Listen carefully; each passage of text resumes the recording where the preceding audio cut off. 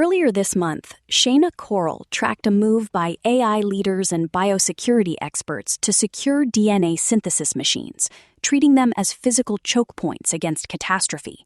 It's a practical, high-stakes attempt to build hard boundaries around what a machine can do.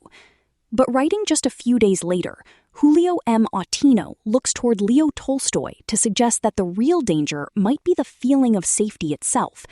There's a friction between these two perspectives. One seeks security through technical constraints, while the other warns that believing the future is predictable can dull the very human alertness needed to face it. It's worth pausing on whether these guardrails provide control or just the comfort of an illusion. Shayna Korol, writing for Vox earlier this month, looks at a rare moment of agreement between fierce tech rivals like Sam Altman and Demis Hassabis. While these CEOs disagree on almost everything else, they've both signed an open letter regarding synthetic DNA. Notice the way Korol focuses on nucleotides, the building blocks that can be reordered into pathogens, just as easily as vaccines if voluntary screening systems fail. AI company CEOs Sam Altman, OpenAI, Demis Hassabis, Google DeepMind, and Dario Amodei, Anthropic, disagree on a lot, like how fast the technology should develop, the best way to regulate it, and how to prepare society for smarter-than-human AI, among other things.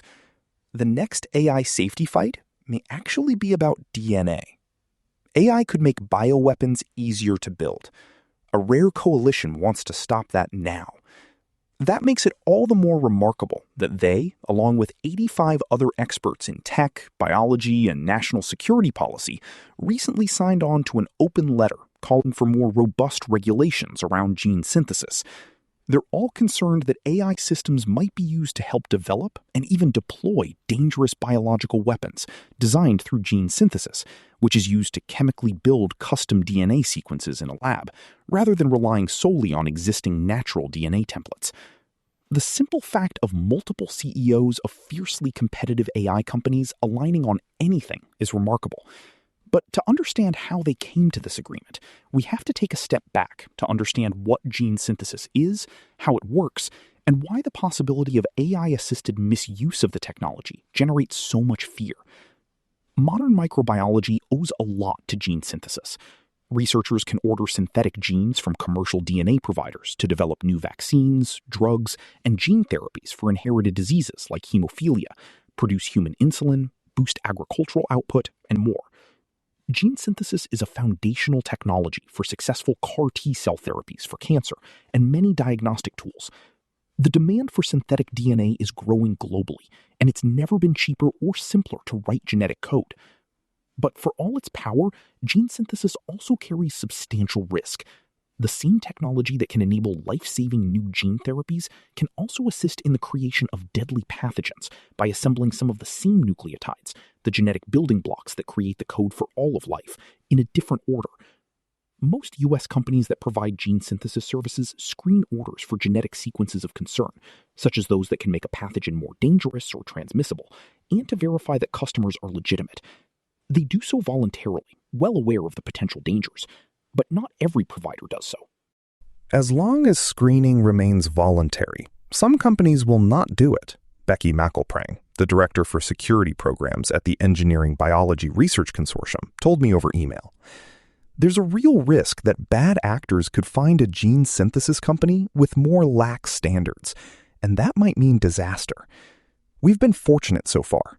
This technology has been commercially deployed for more than 20 years and has never been misused to cause harm. James Diggins, the vice president of policy and biosecurity at gene synthesis company Twist Bioscience, told me over email. But AI threatens to complicate matters, opening up new frontiers of risk, for good or for ill. Both large language models, LLMs, and AI biodesign tools enable scientists to design entirely novel genetic sequences. This is a boon for industrial and medical applications, and a challenge for current screening systems, which use similarity to known pathogenic or toxic sequences in order to detect risk. A screening system should catch someone trying to order sequences of a known dangerous virus, like Ebola, for example, but it might miss a new sequence that could still be risky. Last year, a study published in Science demonstrated that our screening systems have kept pace with AI capabilities so far. But the industry clearly understands this will not be the case forever, Diggins said. McElprang is worried that AI could reduce the knowledge barriers that have historically prevented bad actors from developing bioweapons. Frontier AI systems, for example, seem to already outperform expert virologists on questions about performing complex laboratory procedures. But there is knowing and there is doing, and biological lab work is still hard. Researchers spend years trying to make a protocol work, even after consulting directly with others who have perfected that exact same protocol. I think AI can help someone level up their laboratory skills, but I do not think AI can enable someone without any biological training to create a serious hazard, McElprang told me. That means that gene synthesis companies are still a primary choke point for anyone trying to produce a novel genetic sequence.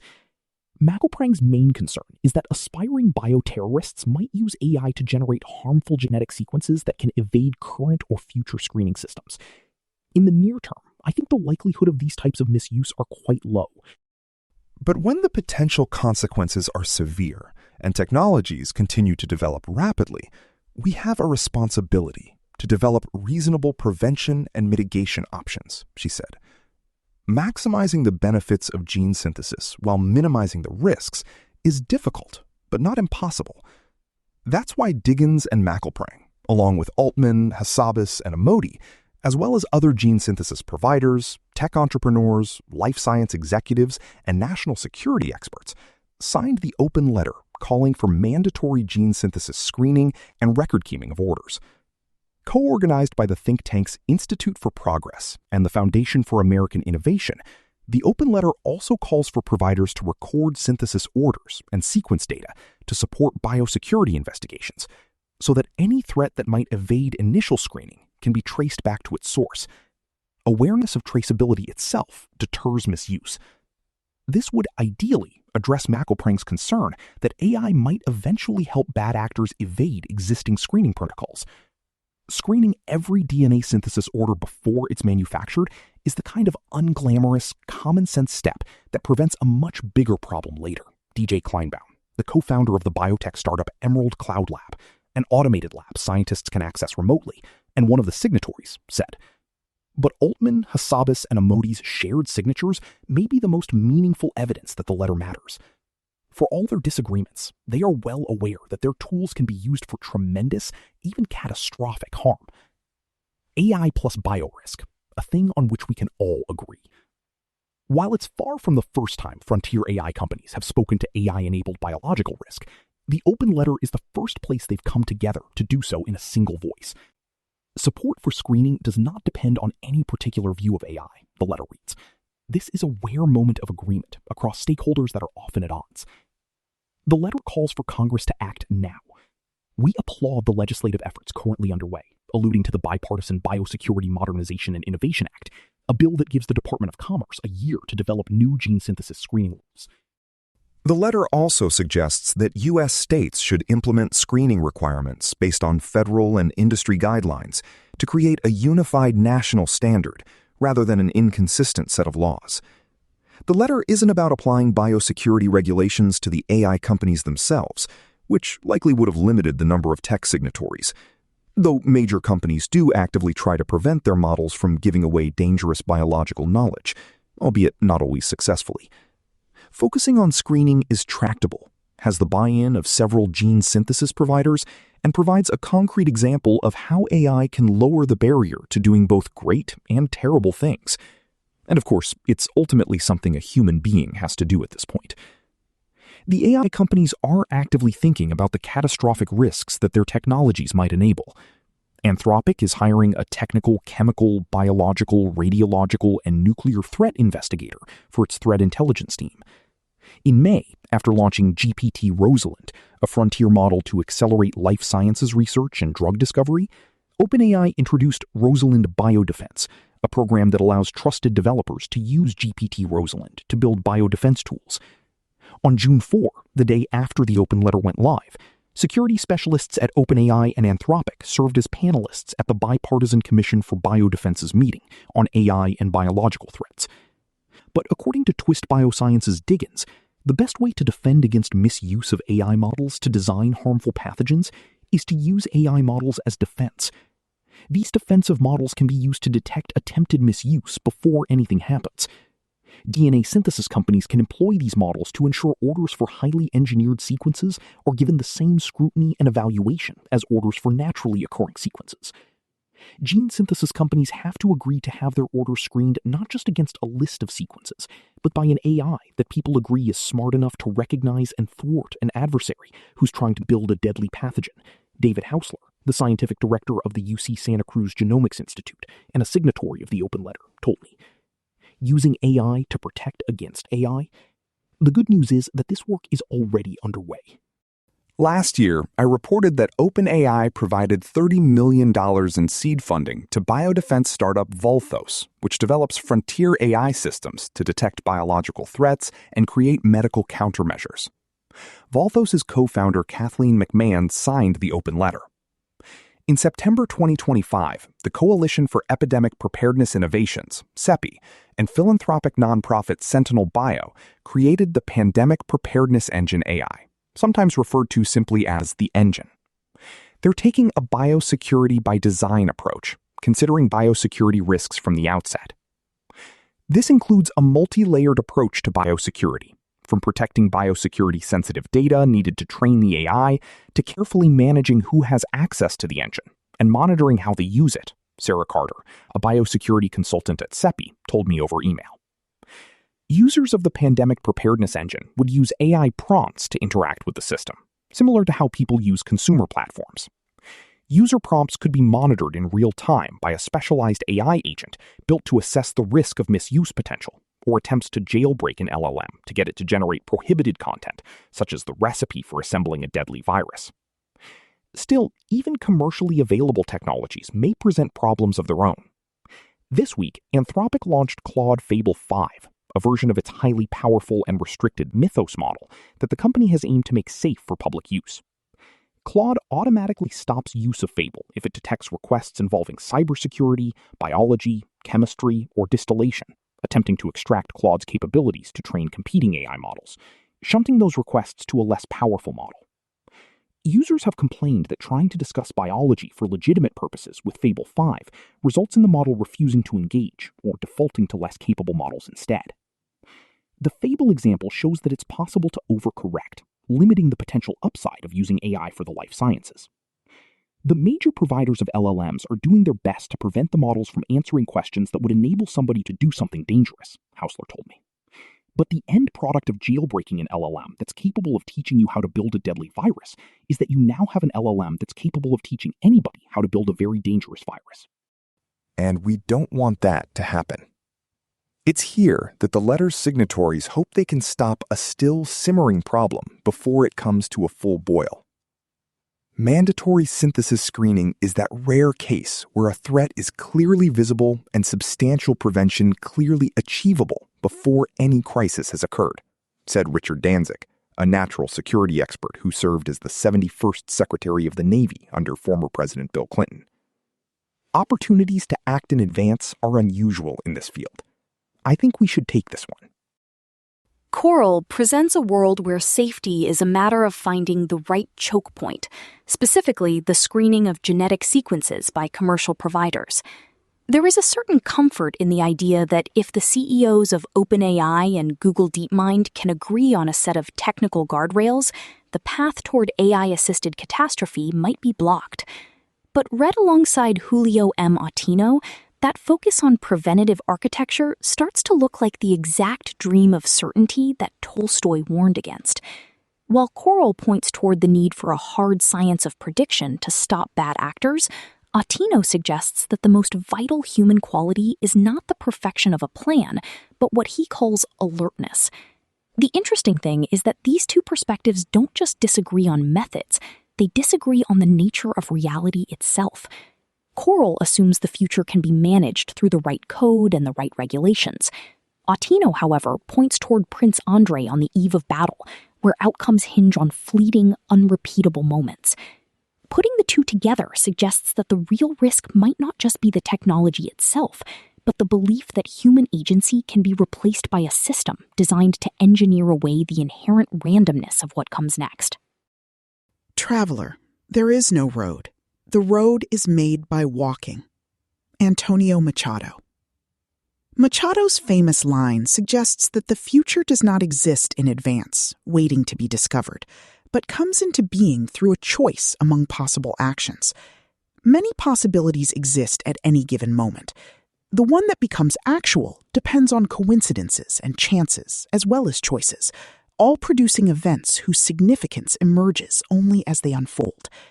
That, as it happens, is also Leo Tolstoy's argument in War and Peace.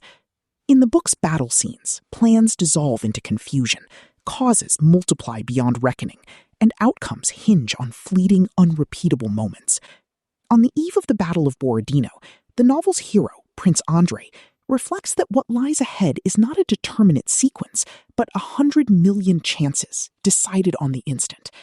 What matters is less the perfection of a plan and more the ability to respond to what no plan could anticipate by means of what Tolstoy calls alertness. For Tolstoy, this is a feature not of war alone, but of reality in general. History, far from representing the execution of a grand design, is rather the result of countless interacting elements, each shaping and reshaping what can happen next. New possibilities are always emerging as earlier ones are left unrealized. Life more closely resembles an evolving system than a solved equation. Events are contingent in Aristotle's sense of the term. They can either be or not be. After all, if things could only happen one way, human action would collapse into the mechanical execution of what was already implicit in the present. If human life could be entirely governed by reason, Tolstoy writes in the book's epilogue, the possibility of life is destroyed. And yet, again and again, in our aspiration to a hard science allowing for prediction, we are drawn to deny this. That is one reason War and Peace has never lost its relevance. The recurring dream of certainty. Since the scientific revolution, Western thought has repeatedly returned to the hope that contingency might be an illusion. As Newton explained the baffling complexities of planetary motion by 4 simple laws, perhaps the same could be done for human affairs. Thinkers as diverse as Marx, Skinner, and Malinowski have shared this dream, with each promising, in his way, to reveal necessity beneath apparent disorder. Complexity, for such men, is conceived of as a surface phenomenon, concealing an underlying simplicity that, once uncovered, will render the future knowable. Pierre-Simon Laplace insisted that events are certain, not probable. In speaking of their probability, we are really speaking of the chances our guesses may be accurate, but the events themselves are certain. Time and again, the apparent contingency of events is presented as evidence of our own ignorance. If we knew enough, we would see that events could not have happened otherwise. But there is another possibility, that contingency is real, that the world is not merely complicated, but fundamentally generative, that new possibilities are not simply revealed over time, but produced within it, through the interaction of elements that cannot be fully anticipated in advance. This is the world Tolstoy describes, one where knowledge cannot precede action, only emerge through it. Time and the limits of foresight. Tolstoy's deepest insight concerns time itself. In a deterministic view, time is a neutral space where events unfold according to fixed laws, and the future lies already implicit in the present, waiting to be revealed. But in Tolstoy's world, time is generative. Each moment reshapes what can happen next. Possibilities interact, combine, and disappear, their significance becoming visible only as events unfold. One might say that the system is constantly generating variation, new configurations, new alignments, new opportunities, but without any overarching mechanism that selects among them in advance. Selection happens locally, in real time, through action. The closer one looks, the more things fail to simplify, as in the Newtonian model, and ramify instead. What happens to be taken up is what persists. This is why most Austrian and Russian generals in War and Peace are consistently wrong. They believe they possess a science of warfare, a system capable of anticipating outcomes. Before Austerlitz, they insist that every contingency has been foreseen. The result is Napoleon's greatest victory, Yet their confidence remains intact, attributing failure to imperfect execution, never to the limits of prediction itself. As so often happens, the conviction that events must conform to a science makes the supposed science unfalsifiable. The wisest general, Kutuzov, appreciates that people conceive only of a few possibilities, while there are thousands. Famously, in the Council of War before Austerlitz, he advises not more planning, but a good night's sleep. What matters most is the alertness to seize opportunities that cannot be anticipated in advance.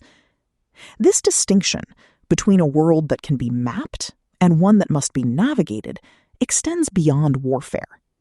Wherever outcomes depend on unfolding interactions, local knowledge, and irreversible time, no complete science is possible. One can orient oneself, but one cannot blaze the path in advance. The illusion of inevitability. If the future is open, why does the past so often appear inevitable? Tolstoy offers several answers, including what he calls the law of retrospection. Once events have occurred, we can reconstruct the paths that led to them. We identify signs that seem to foreshadow the outcome we now know. Alternatives fade from view, not because they were not real, but because they left no trace. The result is a powerful illusion. What happened begins to seem as if it had to happen. Tolstoy asks us to imagine a group of men hauling a log, all pulling in different directions.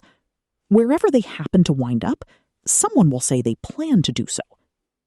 This retrospective projection, which one of us has called backshadowing, reshapes our understanding of history. We look at earlier moments and conclude that the outcome was implicit all along. The more coherent the explanation, the easier it is to forget that things might have turned out otherwise. To avoid backshadowing, we must practice side-shadowing, recognizing that other outcomes, some of which we can imagine, were genuinely possible. That is just the insight that those who believe they have discovered a hard science allowing for prediction in the social world forget or deny, and yet they cannot foresee their own future.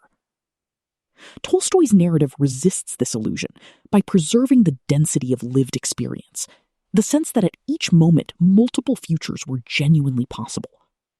History, in this view, is not a line, but a branching structure, most of whose branches vanish without record. AI and narrative certainty. In the age of AI, this dream of certainty has taken a new and more persuasive form. Artificial intelligence can process vast data sets, identify patterns invisible to human perception, and generate explanations with remarkable coherence. Faced with such capabilities, it is tempting to believe that uncertainty can finally be overcome, that the future can be rendered legible in advance. But the deeper effect of AI lies in its ability to reorganize the past. Given sufficient data, AI systems can produce narratives that make outcomes appear coherent, even inevitable. They can identify correlations, reconstruct causal chains, and highlight what they regard as signs foreshadowing what followed. The result is not necessarily false, but it is selective. In this way, AI functions less as a predictor than as a powerful engine of narrative compression, reducing the apparent space of possibilities by presenting a single path as the path. What was once understood as a field of possible alternatives becomes retrospectively legible as an inevitable sequence, reducing many futurables to one. The danger here lies in premature coherence, the sense that complexity has been resolved when it has only been reorganized into a persuasive form. A compass rather than a map.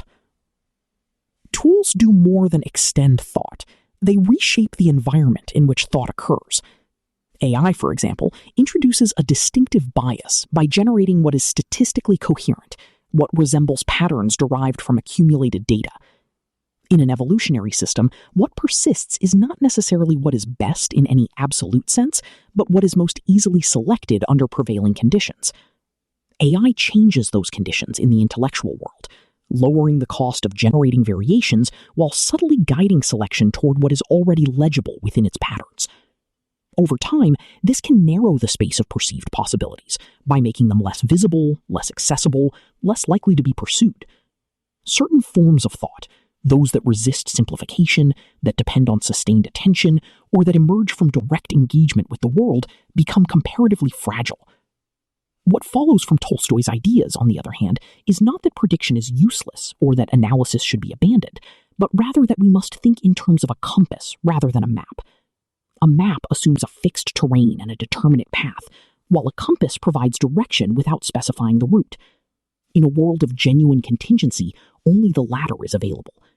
One can choose a bearing, but the path itself is discovered through movement. Orientation is not foresight. This is the force of Machado's insight. The road is made by walking, not because we lack information, but because the path does not exist until it is created. To accept this is to adopt a different understanding of knowledge, not as a complete representation of what will happen, but as a capacity to respond intelligently to what does happen. It is inseparable from time, from attention, from the ability to recognize significance as it emerges.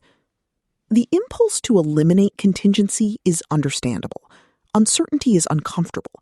It resists control and frustrates planning. But it is also what makes agency possible. A world in which everything could be predicted would be a world in which nothing could be otherwise. Action would lose its meaning, since outcomes would already be fixed. The openness of the future is not a defect in our knowledge, but a condition of human life. Artificial intelligence does not change this condition, but it can make us forget it. By rendering the past as if it had been inevitable, it invites us to imagine that the future is already written. Against this, one must insist on what Tolstoy and Machado understood in saying that the future remains unwritten, not because we have failed to compute it, but because it does not yet exist. Screening DNA sequences for pathogens provides a concrete lever to pull, a way to keep the lab bench from becoming a site of danger. It offers the comfort of a technical fix. Still, Tolstoy's battlefield suggests that history remains a series of accidents. Relying on predictive systems to manage risk might actually dull the sharp alertness required to face a chaotic world. If the focus remains on perfecting the code, how does one stay ready for the things that no algorithm can see coming?